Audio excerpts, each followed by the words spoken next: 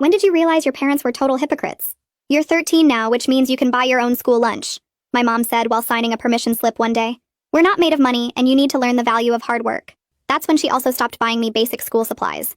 Figure it out, she said when I asked for new notebooks and pens. Other kids your age have jobs, so maybe you should too.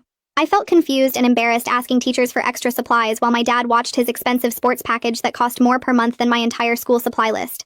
They'd just bought themselves a new 60-inch TV, but apparently couldn't afford a $5 pack of pencils. I started babysitting on weekends and walking dogs after school just to afford basic necessities like clothes and food.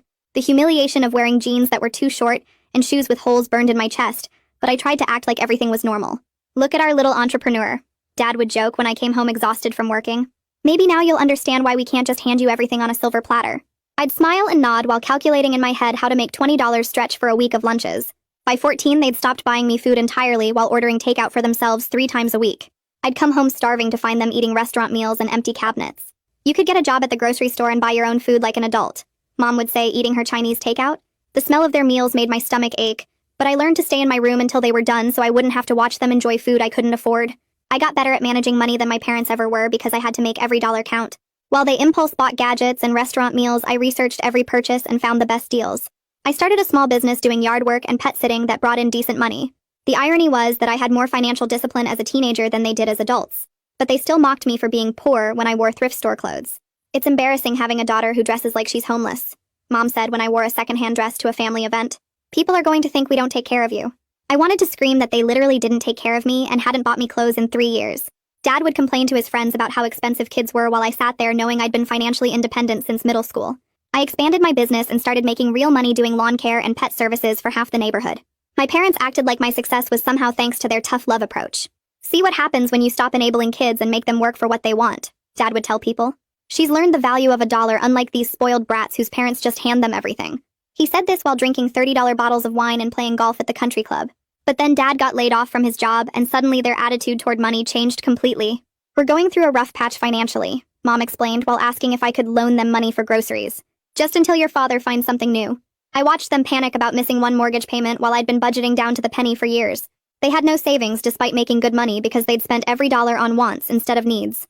You've got all that money just sitting in your account, Dad said when I refused to give them cash. Family helps family during hard times. I reminded him that family was supposed to help family when I was 13, and eating peanut butter for dinner every night. That was different because we were teaching you responsibility. Mom said like that made any sense. This is a real emergency.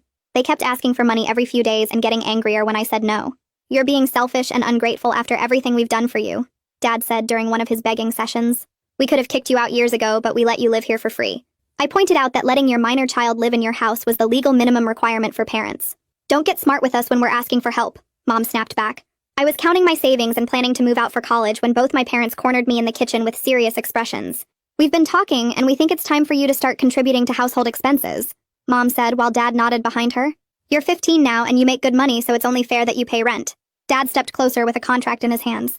$500 a month plus utilities, or you can find somewhere else to live. I stare at the contract Dad's holding, and my mind goes completely blank for a second. The paper has official-looking headers and lines for signatures. $500 a month plus utilities means I'd be paying nearly everything I earn, leaving almost nothing for food or emergencies. I did the math in my head fast. Between my lawn care business and the pet sitting, I bring in about $600 on a good month. Utilities in this house run at least another $150 during summer when they blast the air conditioning. That would leave me $50 for everything else. Food, clothes, school supplies, gas for the mower, everything. My parents are watching me like they expect me to just sign. Mom has her arms crossed and Dad's holding out a pen. I tell them I need time to think about it and retreat to my room before they can argue. Dad calls after me about being dramatic, but I close my door and lock it. My hands shake as I pull out my budget notebook and run the numbers, confirming what I already know. This would destroy everything I've built. I've been so careful with every dollar for 3 years. I have $2,000 saved up for emergencies and college application fees. If I paid them rent, that savings would be gone in 4 months, and I'd have nothing left over for the basics they stopped providing. I write out different scenarios, but they all end the same way. There's no version where this works without me going hungry or losing my business equipment. The notebook pages blur a little because my eyes are watering, but I'm not crying. I'm just mad and scared and trying to figure out what to do. That night, I lie awake researching on my phone whether parents can legally charge their minor child rent. The answers are confusing and vary by state, but most sources say parents have a duty to provide basic support until 18. Some forums have people saying their parents charged them rent as teenagers and it was fine. Others say it's neglect if the parents aren't providing food and necessities. I find a legal aid website that says parents have to give kids shelter, food, clothing, medical care, and education. Charging rent might be okay if they're still providing all that other stuff. But my parents haven't bought me food in over a year. They haven't bought me clothes since I was 12. I screenshot everything that seems relevant and save it in a folder on my phone. Around 2 in the morning, I finally fall asleep with my phone still in my hand. When my alarm goes off, I feel exhausted and my eyes hurt from reading tiny text for hours. The next morning, I tell my parents I'm not signing anything until I talk to someone at the school about it. We're in the kitchen and they're eating breakfast they bought for themselves. Dad's face turns red and he starts yelling about disrespect. He says I'm being ungrateful and they have every right to charge me rent. Mom joins in saying I'm acting like a spoiled brat who thinks she's too good to help her own family. I stay calm even though my heart is pounding. I tell them I just want to make sure I understand everything before I sign a legal contract.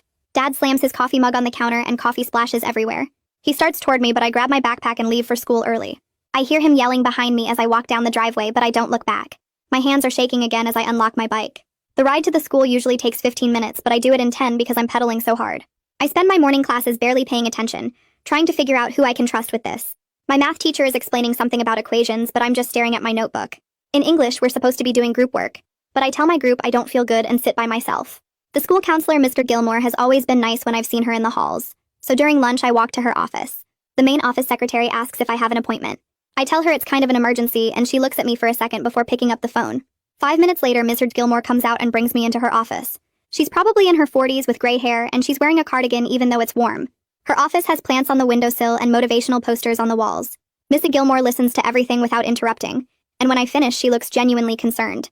I tell her about being 13 when they stopped buying lunch and supplies, about working since middle school to afford food and clothes, about them ordering takeout while I ate peanut butter, about the locked pantry and the contract Dad wants me to sign. She writes things down in a notebook and nods. When I'm done talking, she asks if I feel safe at home and whether my parents have ever been physically violent, which they haven't. She asks if they've ever hit me or threatened to hurt me. I tell her no, they've never done that. They just stopped taking care of me financially, and now they want me to pay them. Mrs. Gilmore's expression gets more serious and she taps her pen on the desk. She explains that while she's not a lawyer, charging rent to a minor raises serious questions about parental obligations.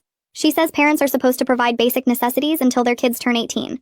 If they're charging rent but not providing food or clothes, that could be considered neglect. She opens a drawer and pulls out some pamphlets about free legal aid services. She asks if I'd be comfortable with her making some calls to get me connected with someone who can give real legal advice. I tell her yes, please. I need help figuring this out. Mrs. Gilmore picks up her phone and steps outside for a minute. Through the window in her door, I can see her talking to someone and writing things down. When she comes back, she tells me she left a message with legal aid, and they should call back within a day or two. I agree and feel this huge weight lift just from telling someone the truth.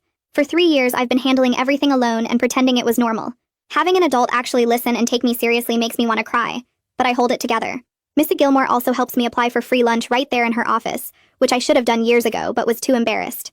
She pulls up the form on her computer and helps me fill it out. She says it's nothing to be ashamed of and lots of students use the program. The application asks about household income and family size. Mrs. Gilmore helps me explain that my parents don't provide food money even though they live in the house. She submits it electronically and says I should be approved within a few days. When I leave her office, I feel lighter than I have in months. Someone knows. Someone is helping.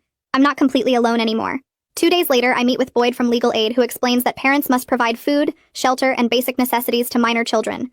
Mrs. Gilmore set up the meeting and drove me to the Legal Aid office downtown after school. Boyd is younger than I expected, maybe in his 30s, with glasses and a tie. His office is small with boxes of files stacked everywhere. He has me sit down and pulls out a yellow notepad. He asks me to start from the beginning and tell him everything.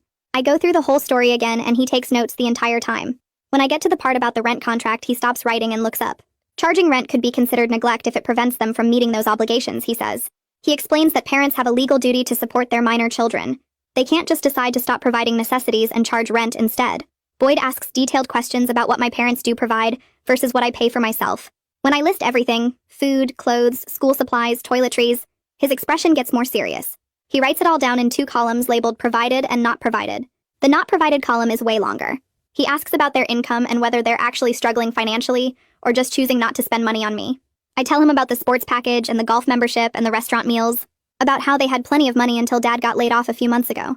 Boyd nods and keeps writing. He asks if I have any proof of what I'm telling him. I show him the screenshots from my phone of their takeout orders piled up in the trash while my cabinets were empty. Photos of the locked pantry. My budget notebook showing every dollar I've earned and spent for 2 years. Boyd looks through everything carefully and his jaw gets tight. He closes the notebook and leans back in his chair. Boyd tells me this documentation is solid evidence and exactly what we need if things get worse. He explains that he can write a formal letter to my parents outlining their legal duties as parents of a minor child. The letter will cite specific state laws about providing food, shelter, clothing, and basic necessities. It won't force them to change their behavior, but it might make them realize they can't just kick me out or demand all my money. Boyd says the letter will be professional and factual, not threatening, but it will make clear that their actions could be considered neglect. He asks if I want him to send it, and I nod immediately. Having something official from a lawyer feels like protection I've never had before. Boyd prints out some information sheets about my rights and tells me to keep documenting everything. He also gives me his direct phone number in case things escalate quickly. The meeting ends with him promising to mail the letter within 2 days. That evening at home, I'm heating up ramen in the microwave when both my parents walk into the kitchen. They have that look on their faces again, the serious one that means they're about to corner me. Dad crosses his arms and asks if I've thought about the rent contract. I take a breath and tell them I talked to a lawyer at legal aid. Mom's face goes pale and Dad's jaw tightens. I explain that I learned parents have to provide basic necessities whether their kid pays rent or not. Dad's face turns red and he starts yelling about how I'm threatening them and trying to make them look like bad parents. His voice gets louder with each word and I can feel my heart pounding, but I keep my expression calm. Mom starts crying and saying I'm so ungrateful after they've kept a roof over my head for 15 years. She's doing that thing where she cries to make me feel guilty, but I've seen it too many times to fall for it anymore. Dad steps closer and says I'm tearing this family apart over money. I stay calm and repeat exactly what Boyd told me. I'm willing to help with chores around the house and contribute in reasonable ways, but I won't sign a contract that takes all my earnings. My voice stays steady even though my hands are shaking. I tell them I need my money for food and school supplies since they stopped providing those things years ago. Dad opens his mouth to yell again, but I just turn and walk toward my room. They're both shouting behind me about disrespect and ingratitude, but I keep walking. I hear them storm off to their bedroom and slam the door so hard the whole house shakes. I lock my